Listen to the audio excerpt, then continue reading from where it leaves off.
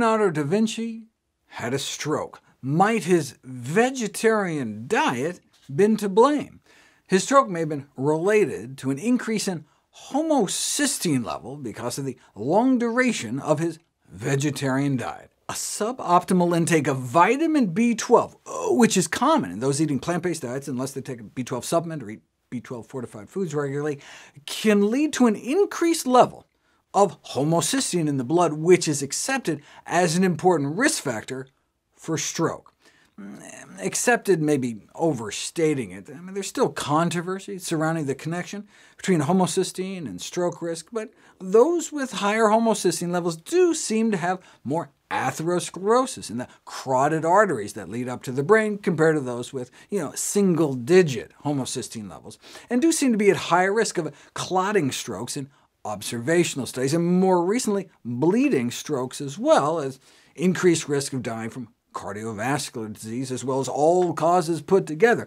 Even more convincing is the genetic data. About 10% of the population has a gene that increases homocysteine levels about 2 points, and they do appear to have significantly higher odds of having a stroke. Most convincing would be randomized, double-blind, placebo-controlled trials to prove homocysteine lowering with B vitamins can lower strokes, and that indeed appears to be the case for clotting strokes. Strokes with homocysteine-lowering interventions more than 5 times as likely to reduce stroke compared to placebo. Ironically, one of the arguments against the role of homocysteine in strokes is that, assuming that vegetarians have lower vitamin B12 levels, then the incidence of stroke should be increased among vegetarians, but supposedly this wasn't the case, but it had never been tested, never been studied until now, and vegetarians do appear to be at higher risk, and no wonder, as about a quarter of vegetarians and nearly 3/4 of the vegans studied were B12 depleted or deficient, resulting in extraordinarily high homocysteine levels. Why so much B12 deficiency? Because only a small minority were taking a dedicated B12 supplement. And unlike the US, B12 fortification of organic foods isn't allowed. So while US soy milk and other products may be fortified with B12, UK products may not. We don't see the same problem among US vegans in the Adventist study, presumed to be because of the B12 fortification of commonly eaten foods. It may be no coincidence that the only study I was able to find that showed a significantly lower stroke mortality risk among vegetarians was an Adventist study. But start eating strictly plant-based without B12-fortified foods or supplements, and B12 deficiency can develop, but that was only for those not eating sufficient foods fortified with B12. Those eating plant-based not being careful about getting a regular, reliable source of B12 have lower B12 levels and, consequently, higher homocysteine levels.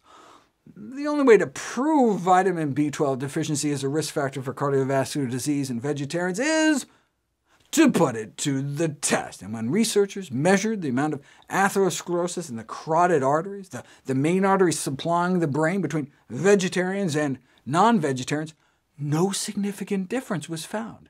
They both looked just as bad, even though vegetarians tend to have better risk factors, such as cholesterol and blood pressure. They suggest B12 deficiency is playing a role, but how do they know?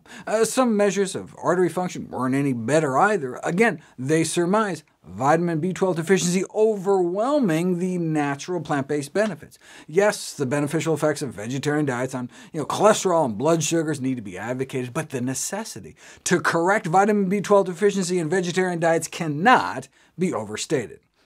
Sometimes vegetarians did even worse.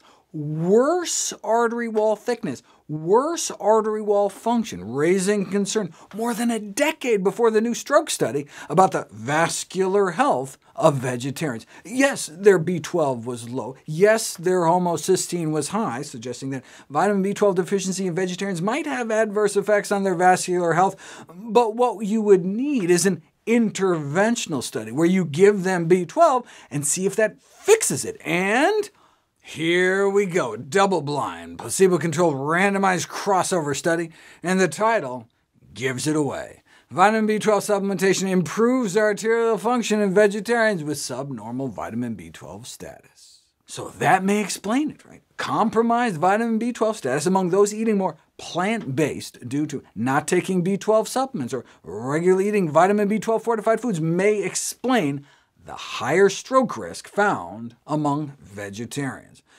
Unfortunately, many vegetarians resist taking vitamin B12 supplements due to misconceptions like holding on to the old myth that a deficiency of this vitamin is rare among plant-based eaters. A common mistake is to think that the presence of dairy products and eggs in the diet, as in a lacto-ovo-vegetarian diet, can still ensure proper intake of B12 despite excluding meat. And now that we may have nailed the cause, maybe future studies should focus on identifying ways of convincing vegetarians to routinely take vitamin B12 supplements in order to prevent a deficiency.